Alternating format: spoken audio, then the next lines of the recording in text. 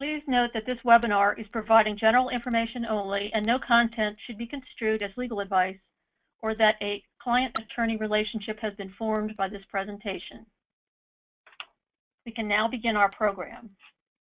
Today's speakers are Doug Eisenberg of the Giga Law Firm and Troy Furman of MarkMonitor. Doug Eisenberg is an attorney and founder of the Giga Law Firm and is a pioneer and recognized leader on internet law, a domain name arbitrator, a frequent author and speaker on internet legal issues, and an adjunct professor of computer and cyberspace law. He wrote the Giga Law Guide to Internet Law, published by Random House in 2002, the definitive text on internet law. Doug has worked with clients on domain name transactions and disputes for 20 years, and today represents some of the world's largest and best-known brands with respect to their internet legal matters. He also serves as a domain name panelist for 4 of the world's leading dispute providers, including the World Intellectual Property Organization and the National Arbitration Forum. Doug received his undergraduate degree in political science from Washington University in St. Louis and his law degree cum laude from Georgia State University College of Law. Troy Furman is director of MarkMonitor's Global Domain Client Services Organization. MarkMonitor, the world leader in enterprise brand protection and a Thomson Reuters intellectual property and science business, provides advanced technology and expertise that protects the revenues and reputations of the world's leading brands. In the digital world, brands face new risks due to the web's anonymity, global reach, and shifting consumption patterns for digital content, goods, and services. Customers choose MarkMonitor for its unique combination of industry-leading expertise, advanced technology, and extensive industry relationships to preserve their marketing instruments, investments, revenues, and customer trust. With over 11 years of direct experience, Troy is an expert in the field of corporate domain name management, domain recovery, and the new GTLD program. Troy works closely with many Fortune 1000 companies in assisting with new GTLD, domain management, and recovery strategies. Troy holds an undergraduate degree in operations management and Spanish from Boise State University and an MBA from Northwest Nazarene University. I am now turning over the program to our first speaker, Doug Eisenberg. Great. Thank you, Carol, very much. This is Doug Eisenberg, and I appreciate everybody being with us today. We have quite a bit of material to cover, and in the next 60 minutes, we're going to try to attempt to talk about everything that happened in the 525,600 minutes of 2015 in the area of domain name disputes and the new GTLD program. So briefly on the screen, you can see I'm going to review some important domain name statistics, including some that have really never been publicly published or discussed before today with respect to the UDRP and the new Uniform Rapid Suspension System, and delve deeply into some of the, or as deeply as we can in our limited amount of time, into some of the important issues in how to pursue domain name disputes. Troy will provide us with some important historical and current information about the new GTLD program, and then near the end of the program we will focus on some important, at least 3 important trends in the area of domain name disputes, and time permitting, we'll offer some predictions and strategies for the future. And as Carol said at the outset, feel free to enter questions in the chat window on the right-hand side of your screen at any time, and we will address as many of those as we can at the end of the program. Interestingly, in 2015, we did see a slight increase in the number of domain name disputes that were filed at WIPO. WIPO, as you may know, is the leading provider of domain name disputes, the largest provider of domain name dispute services for the UDRP, the Uniform Domain Name Dispute Resolution Policy, which has been in effect since the first case was filed. The one case was filed in 1999. So the blue line on the screen indicates that there was an increase last year of about 4.5% in the number of domain name disputes that were actually filed at WIPO. Because a single case can include multiple domain names, the orange line actually indicates the total number of domain names that were in dispute. The National Arbitration Forum, or as it's now simply known as the Forum, is a very close second provider of domain name dispute services. And this data here indicates that there was actually a very significant increase, 23.9% in the number of domain name disputes that were actually filed at the forum last year over the previous year. The total number of domain names that were actually in dispute. The total number of cases remained steady, but the total number of domain names, to be clear, increased significantly. So we want to pause here for just a minute and launch a short poll so that you will be able to let us know how many domain name complaints, whether it's the UDRP, the URS, or another dispute policy, because there are other dispute policies that apply to the country code top-level domains, among others, you may have filed actually in 2015. So if you would, we'll pause for just a moment and click one of the options on the screen, and the votes are still coming in. So we'll give a few more seconds. It looks like there are votes still coming in.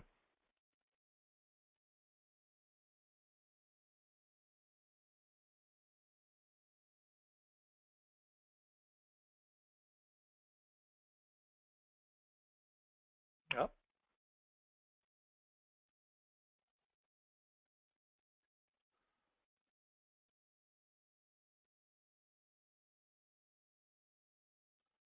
Okay, well, interestingly, about 51%, pardon me for just a moment, while we close out the poll so we can return to the presentation. Actually, 51% of those on this call did not file a single domain name dispute last year. And you can see the rest of the data there indicating that how active the callers were with domain name disputes in 2015.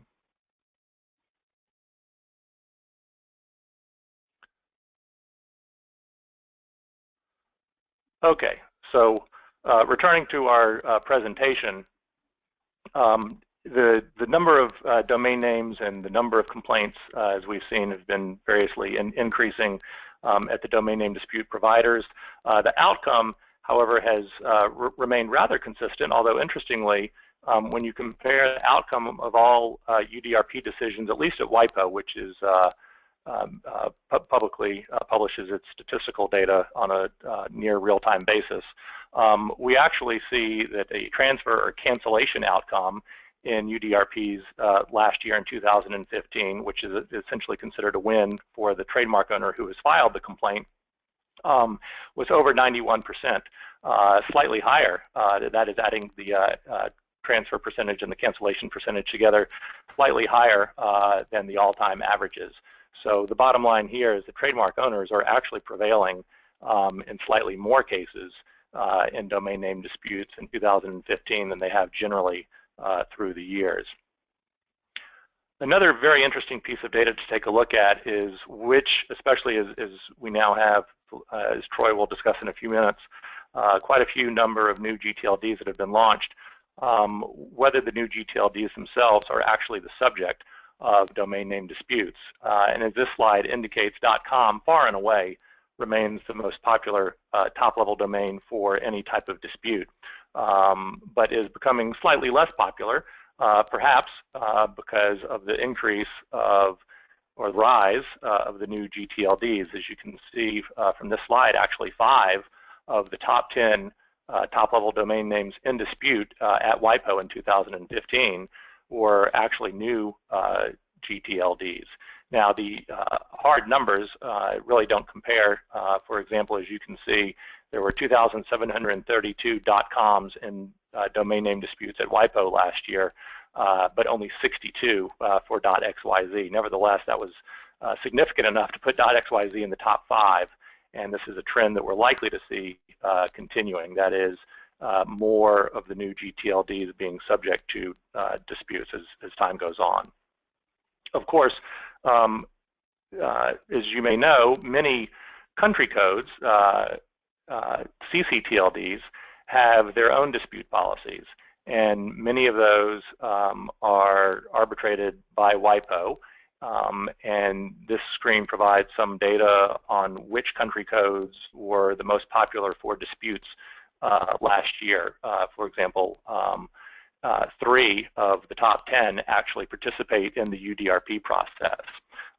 And all of the top 10, for that matter, have a domain name dispute policy that is at least, if not identical to the UDRP, then based on the UDRP. Another interesting piece of data from last year is what language a UDRP complaint was actually conducted in. Again, this is data from the WIPO database. About 85% of all UDRP complaints were conducted in English last year. That's a slight decrease as we see a slight increase in non-English language proceedings. The issue here is the UDRP makes clear that typically the language of a UDRP proceeding is the language of the registration agreement that was used, that applies to the disputed domain name itself. There are exceptions to that policy, but typically that is the default language, and so apparently we're seeing more disputed domain names being registered with registrars who do not have English language websites. There's some speculation that this may be purposeful, that is, as cyber squatters actually seek out registrars who have non-English registration agreements because it might frustrate English language trademark owners who may find it more challenging or difficult or time-consuming or expensive to pursue a UDRP complaint in a language other than English. But it's very important to keep in mind that even when that does occur, there are arguments that domain name panelists and the domain name dispute providers are sometimes willing to accept to allow a proceeding to be conducted in English despite a registration agreement in a different language.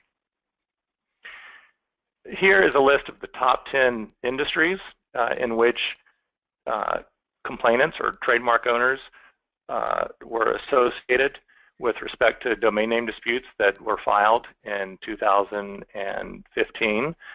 Not necessarily any significant changes in the area of complainant lists through the years, but it's interesting to take a look at and note that, for example, retail, banking and finance, and fashion are the top 3 industries that are most likely to file a UDRP complaint, at least at WIPO. One significant change that occurred in 2015 was the introduction of some rule changes. There have been only a couple of changes to the UDRP rules through the years, and for that matter, no changes to the substantive UDRP policy. I'll talk about that again in just a moment.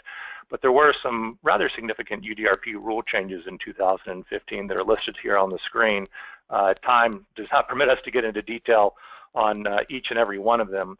But the most important is probably the first 2 that are listed here. That is, there is now a locking requirement that is put in place to help trademark owners avoid the situation in which cyberflight occurs. Cyberflight typically describes what happens when a domain name dispute complaint such as UDRP has been filed, and the window of time that exists between the filing date and the official commencement date. And in the past, there was some discrepancy as to whether a registrar was required to lock down a domain name upon filing or upon commencement.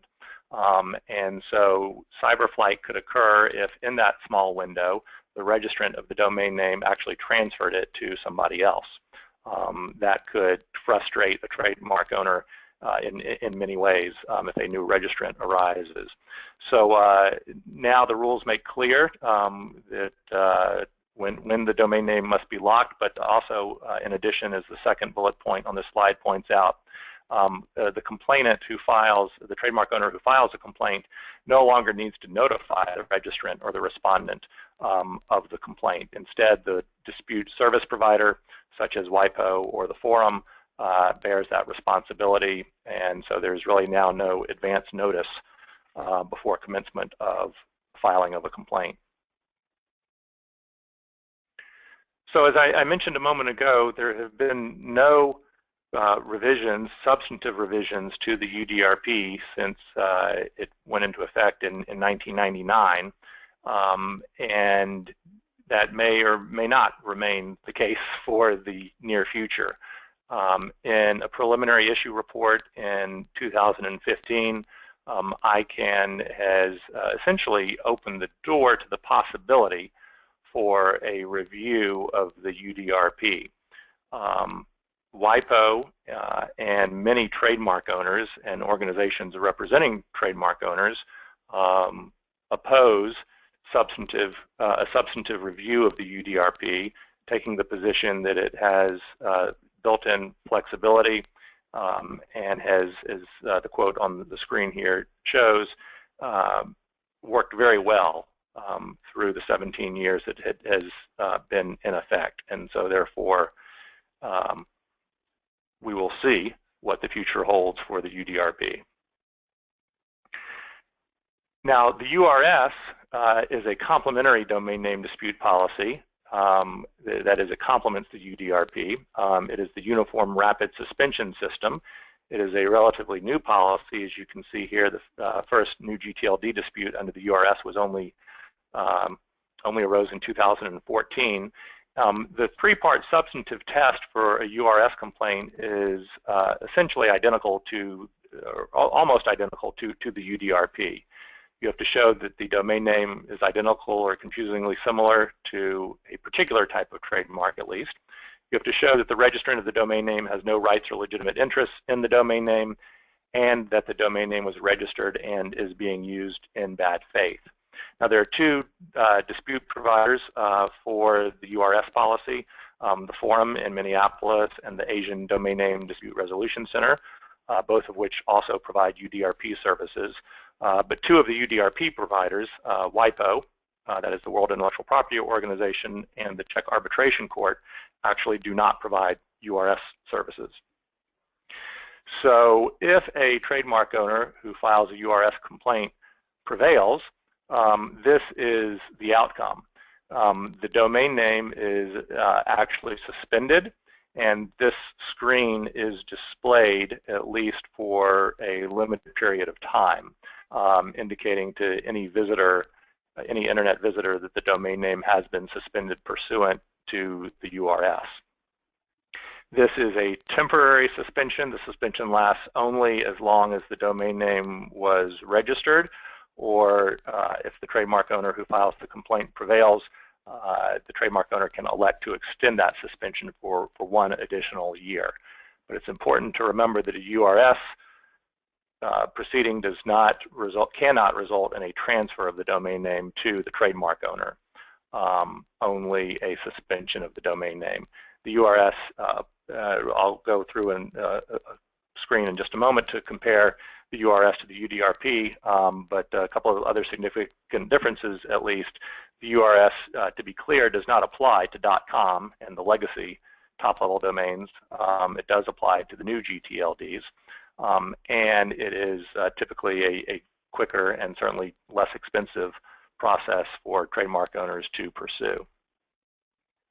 However, despite what might be perceived as some advantages of the URS, interestingly, there has actually been a rather significant decrease in the number of URS complaints that were filed last year, 2015, as compared to 2014. The data on the left indicates a drop in the number of URS complaints at the Forum, and the data on the right indicates a drop in the very few complaints that have actually been filed at the Asian Domain Name Dispute Resolution Center. You know, it's a little difficult to ascertain why so few complaints have been filed and why the decrease, but it's certainly worth speculating that it could be because the URS is not viewed by trademark owners as a very effective remedy, given simply the temporary suspension that is possible under the URS proceeding. The URS, though, is very favorable, has been very favorable to trademark owners. And as you can see here, at least in this data from the forum, most cases, like the UDRP, are resulting in decisions for the trademark owner who actually files the complaint. Now, the URS is a bit more complicated because there are different types of outcomes depending upon whether the respondent or registrant of the domain name actually files a response and whether the registrant actually files an appeal, something that is not available under the UDRP itself.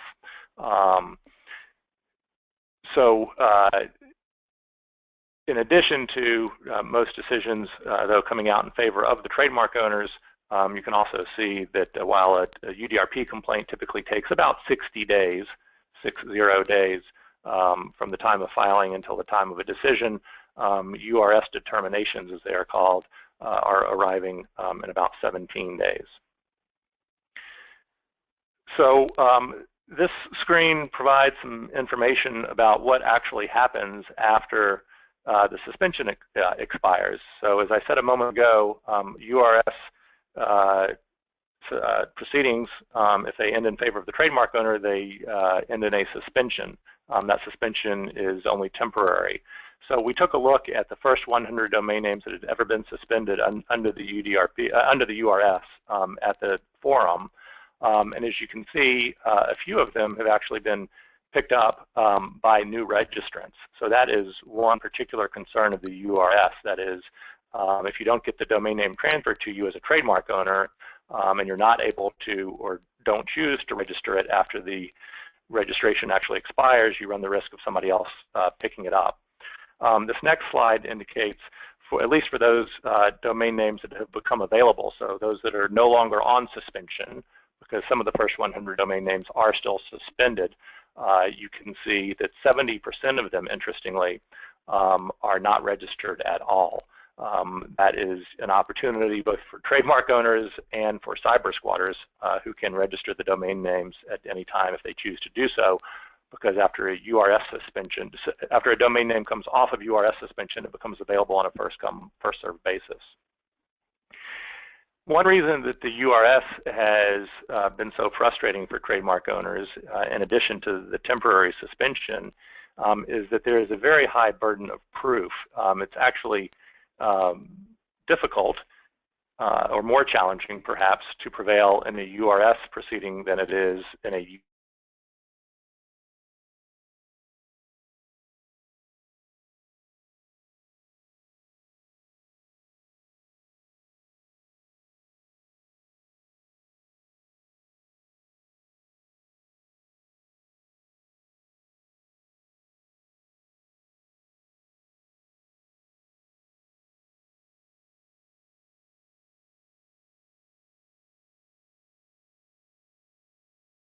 holding.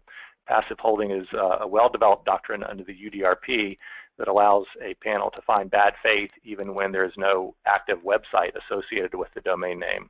That's a theory, that doctrine of passive holding, which has not yet been so widely identified for the URS proceeding. And also in some other cases when a registrant has indicated that it is using or intending to use the domain name in a non-commercial manner or is using it as a fan of a particular brand, the URS experts have issued determinations against the trademark owners. So the slides from the presentation will be made available at the end. There's a lot of data on this slide and the next comparing and contrasting the UDRP to the URS. We did actually have a question that was very timely that just came in, so I'll go ahead and address it here rather than at the end. But the question was about whether the URS actually applies to the CCTLDs, the country code top-level domains, and the short answer to that is no. The URS applies to the new GTLDs with at least one exception. The CCTLDs have It's within their discretion whether they want to adopt the URS, and I believe .pw has adopted the URS, but other than that, certainly the popular country codes, .de for Germany and .fr for France and .uk for the United Kingdom, for example, have not adopted the URS. So the URS is typically only applicable to the new GTLDs. There are also some significant limitations on how you prepare and actually file a URS complaint. So at this point, we'll break for one more quick poll, and then Troy will take over from here in just a moment. So we want to ask and get some feedback. If you can vote right now, and indicate whether you or your company or organization has filed a domain name complaint for a new GTLD at all. This does not have to be a URS complaint. It could be a UDRP complaint for any of the new GTLDs, such as a .website, .guru, .nyc example.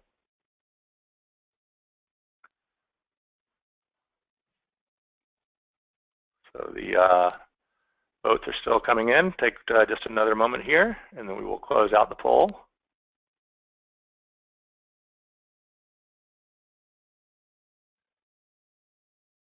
And you can see of those on the call, only 16% have indicated that they have actually filed a domain name dispute for a new GTLD. So we can continue here. The new GTLDs are very important, and to provide us with some additional information on the history and current status of the new GTLDs, and before I hand off, as a quick reminder, feel free to submit questions at any time using that chat window on the side. We've got several coming in already. But the new GTLDs are indeed quite important, and so Troy, at this time, I'd like you to please continue. Okay, great. Thank you, Doug, and good morning, afternoon, and evening, wherever you are. Dispute options are an important tool, really, in any brand protection strategy, and it's been a pleasure, collaborating with Doug over the last 10+ years. He always provides tremendous insight as a leader in the area of dispute services. As Doug illustrated, the growing domain landscape, and specifically the new generic top-level domain program itself, has had a real impact on domain disputes. So what I want to do is briefly review where we're at with the program, along with the opportunities and challenges that we faced in 2015, and then a little bit about the future at the end. Now this chart, it's a bit of an eye chart, but to understand where we're at, I thought it would be appropriate to briefly review how we got here. The first generic top-level domain, or TLD as we know them today, was a .com. It was registered in 1985. There were also a handful of other generic top-level domains released at the same time. .net, .org, .mil are some of those. This chart does not include the over 250 country code, or CCTLD, top-level domains that were introduced really, late 80s and then during the 90s. So while there's a lot of focus on the most recent round of the new GTLDs for good reason, the land expansion, as it were, has really been happening over the last 30 years. On this chart, you can see in 2000 and again in 2004, there were 2 restricted rounds for new GTLD applications, and those resulted in 15 additional generic top-level domains that were made available over the next several years. And these included TLDs like .biz, .name, .travel, .mobi, and several others. So despite all of these existing generic and all of the existing country code top-level domains, there was a call to open access to the generic space on a much more broad level, and policy work started in 2005, and it took a good 7 years before we had the actual round of applications in 2012. In 2012, when they revealed the applications that were submitted, there were a total of 1,930, a surprise to some, probably to many. Many of those TLDs were applied for more than just once, and so the unique number of total strings that were applied for was about 1,350. Interestingly, about half of those applications were by companies who applied for a matching brand or trademark that they had, and they applied as a single registrant TLD, which means that their company or affiliates would be the only ones eligible to register in that TLD. These are commonly referred to as .brands, and I'll talk a bit about those in more detail later. The rest of the numbers there in the bottom left are really moving numbers, but this is as of a couple of days ago. There's about 400 applications that are still in process, with over 900 of the TLDs online. About 550 of those are available to the public. Some restrictions, some completely open. Total registrations are now approaching 13 million, so 12 million here, but we almost hit 13 million yesterday. I would expect that about 300 of the remaining 400 applications will be online sometime in 2016, and many of those that remain are the .brands, along with some of the more hotly contested TLDs with multiple applicants, for example, .app, .shop, and .web. This went ahead one too many here.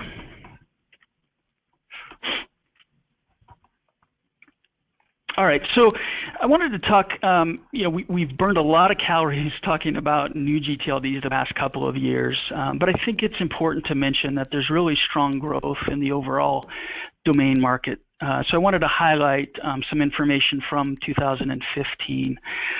If you look to the chart on the left, about half of the total registrations, which is now over 300 million of domains registered, about half of those are what we call the legacy GTLDs, or those are the generic top-level domains that were made available prior to 2004. To the right is the CCTLDs and the new GTLDs, so those represent the other half. And while new GTLDs are growing at a faster percentage than the broader market and deserve focus, all new GTLDs combined still have less registrations than each of the top two CCTLDs, so .cn, .de, for example, still have far more registrations than any of the new GTLDs. All of these numbers were taken from the center of the CNTR report from January of 2016. So, the growth is significant. It was 8% in Q4 year over year, and that's upwards of about 25 million new domains per year net of drops. And much of that Q4 growth, probably important to highlight, was fueled by Chinese markets. A lot of the new registrations, especially in certain categories and certain TLDs, are coming from Chinese buyers. Just yesterday, for example, there were over 2,000 .top domains registered, which is a record, a single-day record for any of the new GTLDs.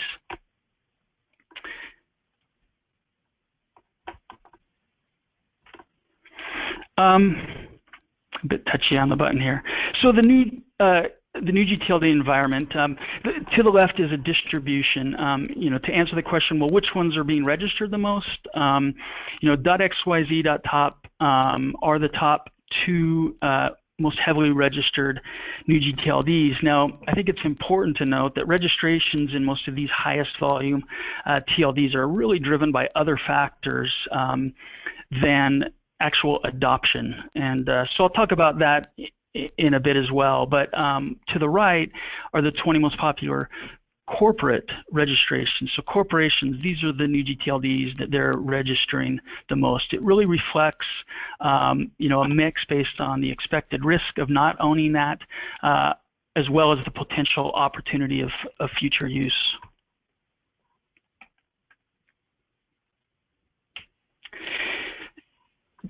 Just another slide that breaks it down a little bit. Based on our research, these are the TLDs by vertical that corporations are registering. Again, the relevancy and risk of a TLD are really dependent on your specific brand. So one of the most common questions, I think, is, are new GTLDs even being adopted by anybody? I think the short answer to whether new GTLDs are actually being used is yes, but still very, very limited. We are seeing more and more examples of domains being used for unique content, but typically on a smaller scale by major corporations, and then small and medium businesses. There is more and more use, but it's still limited.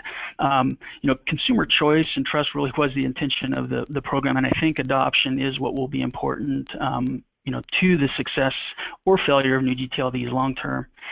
As a local anecdote, one of my favorite local pizzerias here in Boise is a company called Piehole Pizza, and recently I saw that they had changed their web presence to a new domain, which for them was a real upgrade. Their actual name had been squatted for some time, but now they are advertising on piehole.pizza. Saw an advertisement for them, so it is happening, I think, in pockets. I mentioned that in part because we did a study of the top 100 pizza companies as ranked by Pizza Today in 2015, and only 14% of those ranked companies had secured their name in .pizza. Probably unsurprising and unfortunate is that 44% of the other names were registered by third parties. There was another 42% that were still available. Of the 14 that did register it, only 7 were actually using it for any type of live content. Now, if your company doesn't sell pizza, then .pizza is clearly not a relevant, and therefore, the risks and the opportunities are pretty low for most brands if you're not selling pizza, and registering wouldn't make sense. But really, for each industry or vertical, there will be a set of new GTLDs where at least monitoring, if not some registrations, are going to make sense. .movie is an example where I expect we may see more adoption in the future. A few weeks ago, there was a Super Bowl advertisement mentioning Gods of Egypt movie, so we saw the first big advertisement for a new GTLD in a very recent joint release by the registry. In the case of .movie and the MPAA, it was about a trusted notifier program, which is really an effort to create a healthier .movie space. So it's one of those examples that there's a needed use case. Movie titles are typically perishable, combined with a registry that's advancing some incentives for brands to do more than just defensively register. .bank and .pharmacy, other examples of very restrictive TLDs that they don't have necessarily all the cyber squatting risks, but they do have interesting potential use cases if that's the line of business that you're in. We've also seen some examples of some geographical TLDs being used, and particularly in Europe. The chart to the right is reflective of corporate registrations, but this really aligns generally with all the new GTLD registrations. Only about 21% actually resolve to some sort of content. In a lot of cases, that's just a forwarded site, but 78% don't resolve anywhere, and in some cases that's really by design and how it should be. But all of this is really to say adoption's happening, but it's overall still very low. Registration volumes are overwhelmingly either because of speculative registrations or squatting, defensive registrations, or in many cases registrations by the registries themselves. But it's early in the new landscape. We can't draw too many parallels, direct parallels to .com, but it took 10 plus years before the broad adoption of .com. I do think a potential game changer as it relates to adoption will be what .brands will do here in 2016. So I want to touch on some of the trends we are seeing as a corporate-only registrar. Some of the complexities and challenges that companies have in trying to form a strategy, whether that strategy be promotional or strictly defensive. There are others, but I wanted to focus just on 3 that we really saw as the biggest problems in 2015. The first is the just overall expanded landscape. This really applies to the domain market overall, but especially to new GTLDs.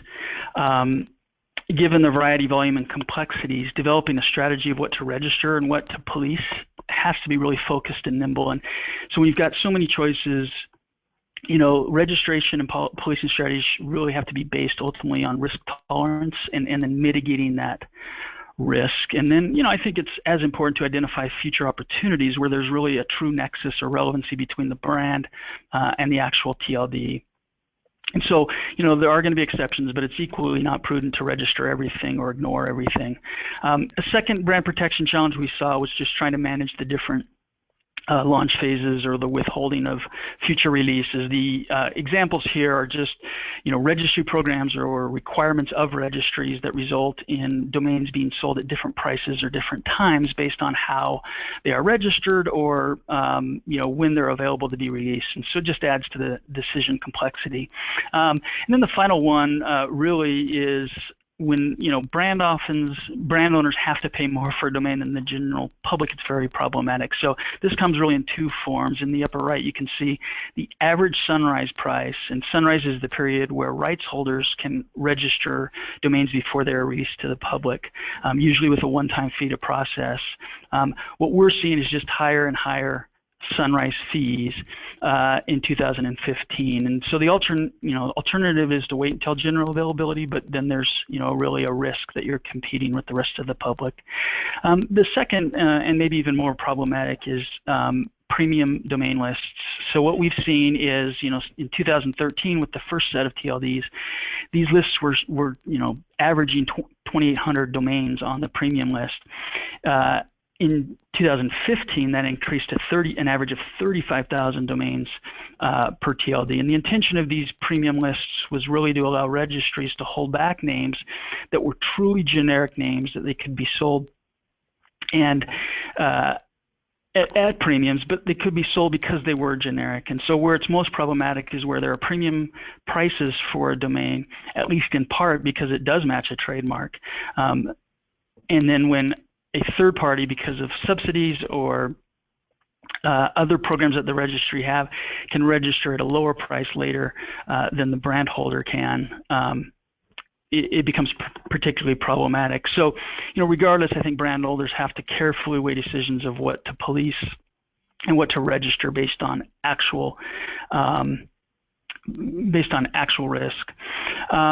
You know, we expect that some of these complexities are going to be and challenges are going to be addressed in the next round. And speaking of next round, I think one of the questions we get most often is, when is the next round? So first, there is going to be a next round, or that's anticipated there will be. Eventually, there may not be rounds, or just maybe an open application process. So, you know, for some, this question is because another round means more headaches, but, you know, a growing reason also relates to the opportunities that many are seeing with the potential of applying for their own .brand. So this just lists some of the common areas that we learned, the efficacy of the new rights protection mechanisms that Doug spoke about, some of the issues that I discussed on the last slide, and then, you know, issues related to .brands are all things on the table. You know, in speaking about timing, that's kind of the hard one to predict. This slide shows. Go to the next slide here. This is the estimated timeline. Now, this is really just showing the different reviews and studies that have to take place. There are no delays really built into this. You know, many are calling for a remedial or bifurcated round where .brands or .geographical TLDs will go first. Whether that happens or not, if that happens, you know, I think the soonest that we'll see the next round is 2018, if not probably 2019 or 2020. But I think, you know, those that are considering applying should start the planning this year. So with that, I will pass it back to Doug to talk about some of the trends in the future. Great, thanks, Troy. And we're coming up a little bit short on time, so I'll try to move fast, but there are three particular trends that I just wanted to touch on that became somewhat important in 2015. One is, what is the relevance or the importance or the role, if any, of the top-level domain name itself? So in the past, where there has not been much guidance on this topic, we simply have in the UDRP and in the URS a statement that a complainant has to convince the arbitration panel that the domain name is identical or confusingly similar to the trademark. But domain name is actually not defined, believe it or not, in the dispute policies. So the WIPO overview, which is sort of a mini treatise on UDRP jurisprudence, has said this for a number of years, that you would typically disregard the top-level domain, such as .com, when comparing the domain name to the complainant's trademark, except in cases where it may form part of the relevant trademark. This has really never been much of an issue through the years. There are very few cases that have actually touched on this issue, although here are a few of them that we have seen through the years. The most interesting on this list, I think, is actually the first, the B.MW case in the country, for the country code of Malawi, .mw. This is, to my knowledge, and anybody else I've spoken with, the only UDRP complaint, or perhaps the only domain name dispute complaint that has ever been filed for a single character second-level domain. So the issue here is, if you looked at only the second-level domain, that is B, it would probably be challenging to say that that is identical or confusingly similar to the complainant's trademark, which in that case was BMW. The panel in this case actually said, and this is the quote on the right side of the screen here, that it is appropriate in certain cases to consider the top-level domain when evaluating identity or confusing similarity. The test.co case, which indicates European grocer, is also similar. .co is the country code for Colombia, also participates in the UDRP, and it's important, and it was important in that case, the panel actually considered the entire domain name, test.co, in comparing it to the Tesco trademark. Now this is becoming an even more important issue as we have hundreds, as Troy pointed out, of new top-level domain names that are being registered. So now not only are panels considering whether the entire domain name, that is the top-level domain plus the registered second-level domain, is together forms part of the trademark, or should be compared to the trademark, but does the top-level domain name actually play a role in indicating, for example, how that domain name is used or might be used? So, for example, in the case of Minnesota.life, which was a complaint brought by the Minnesota Life Insurance Company, the panel actually considered that it was appropriate to consider the fact that this was a .life registration. You could imagine if, for example, the domain name, the second-level domain name had been the same, but the top-level domain had been something like .xyz, Minnesota.xyz might not have been found confusingly similar to the Minnesota Life, identical or confusingly similar to the Minnesota Life trademark. The second trend that I just wanted to discuss, and as Carol said at the outset, I've been dealing with domain name disputes for 20 years now, and it seems like it's impossible to do one of these presentations without somehow touching on the topic of this slide, which is becoming more important as we now have not only .XXX, which has been around prior to the launch of the new top-level domains, but we now have .sex, .sexy, .porn, and .adult, all as top-level domain names that are available for registration. And you can imagine if the goods or services offered by your organization do not are not something that you want to associate with the adult industry, then you face the issue of whether you want to proactively register or whether you need to react and respond to somebody else who might register your trademark in one of these top-level domains. A third trend that seemed to become sort of anecdotally more important and more prevalent in 2015 is what I call the rise of employment scams. This typically arises when a cyber squatter has registered a domain name that is identical or confusingly similar to a particular trademark, creates a website that indicates that the trademark owner is accepting job applications, and then goes on a spam spree and sends out lots of emails, as you can see here on the left, actually asking recipients of the emails to send copies of their passport or make payment to apply for jobs, and they refer them back to a fraudulent website, all as part of a scam.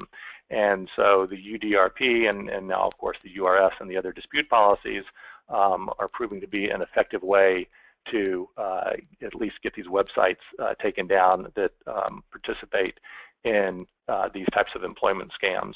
So we do want to get to questions in just a moment, but I know Troy and I both have just a few closing words,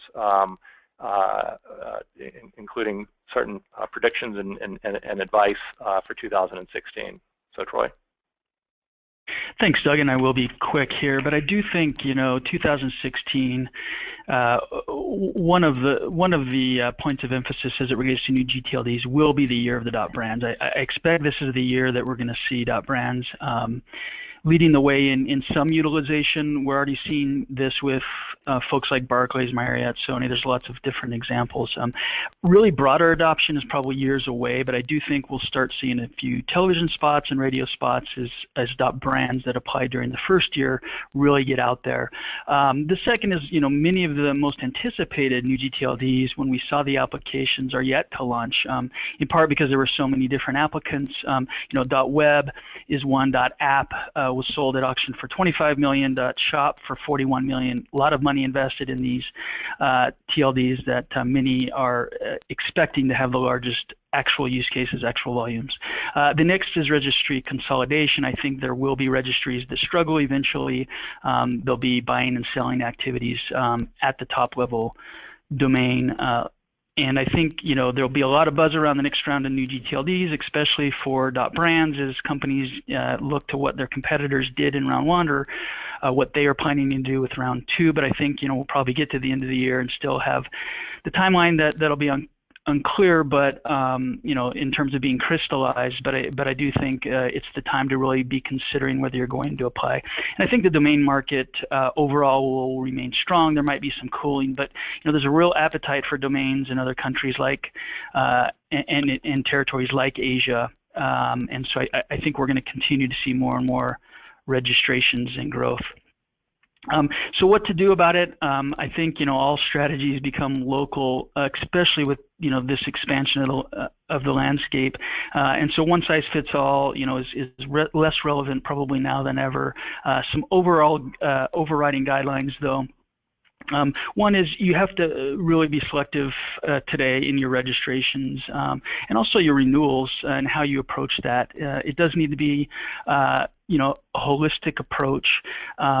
So be selective with registrations, maximize the use of your finite budgets, and the focus really has to be on mitigating the highest risk and then creating value. It's not just all about risk. So the relevancy to the TLD and your brand, price, restrictions, abuse trends, risk tolerance that you have as a company, the lack of impact of a name being out in the wild. If it's registered by a third party, should be all of the points of decision in terms of what you register versus what you police. The next is leveraging blocking. I didn't talk about blocking, but for many brands, blocking is simply the most cost-effective approach for a good portion where those TLDs offer it. And then just in the spirit of acronyms, PPA or police, police and detect, then prioritize, and then action's important. And I do think filing disputes on particularly high-value, high-risk domains there's beyond just recovering them, there are collateral benefits to filing disputes. Being known as a hard target, and so when a company is willing to file a dispute or take some other action, it helps other enforcement actions. So I guess, Doug, I'll pass it back to you for questions. Yeah, great. And just before we take the questions, in the few minutes we have remaining, I just want to echo what Troy said, which is, the best things you can do are certainly to monitor what's out there, and you do have to prioritize, as Troy said.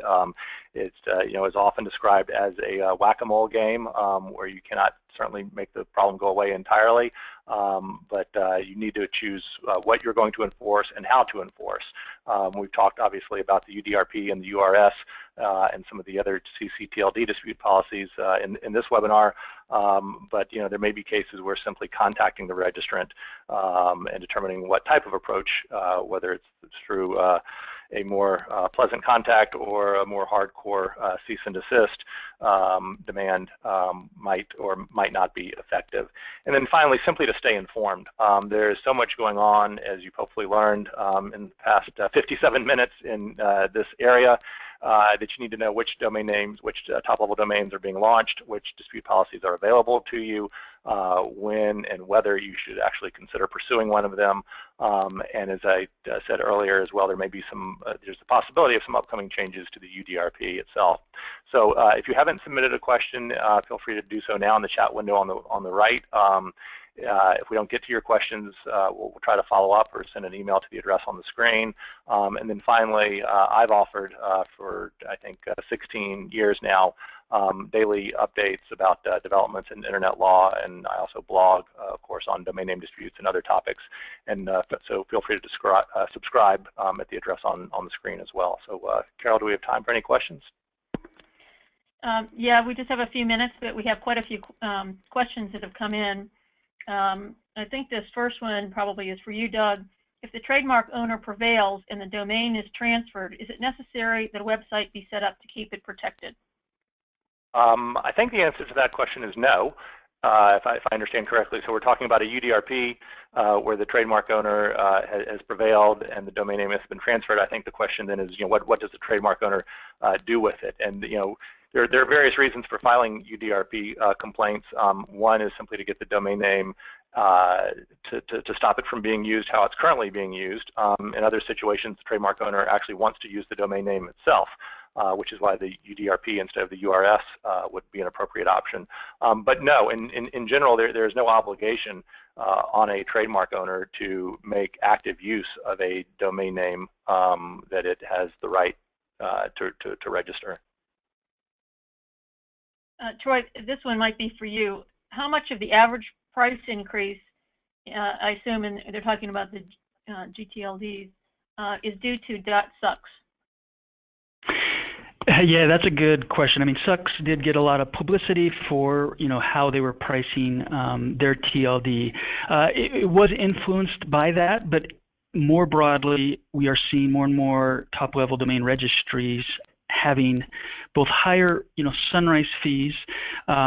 In the case of Sucks, offering a domain at a price that's higher for the trademark holder than it is for the general public is not something we're seeing more broadly.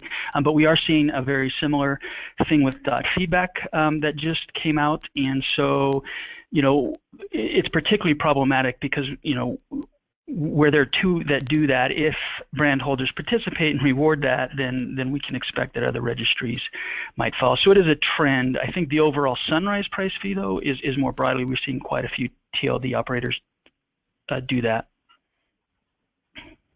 Doug, this might be for you. Given the significant potential for cyber squatting, what recommendations do you have for deciding when to file URDP or URS, and whether or not to take any action and incur the cost? Yeah, it's a great question.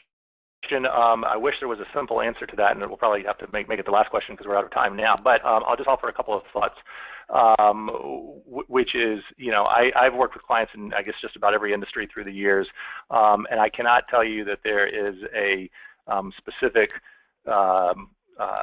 approach that is the right way to look at domain name disputes. That is, how to decide what is worth pursuing and what is not. Many years ago, frankly, pornography used to be a much more important issue when it came to cyber squatting than it is today, and I had many clients who, frankly, could not bear to see any domain name that contained their trademark associated with a porn website, and so those became very high priority. Today, we're seeing many domain names associated with pay-per-click or other types of websites, some of which may be used to spread malware, for example, and often those become the most important to pursue. But I think ultimately, you need to ask yourself, the question, is the domain name currently being used in a way that's problematic, and or is this a domain name that I, actually want to use for myself?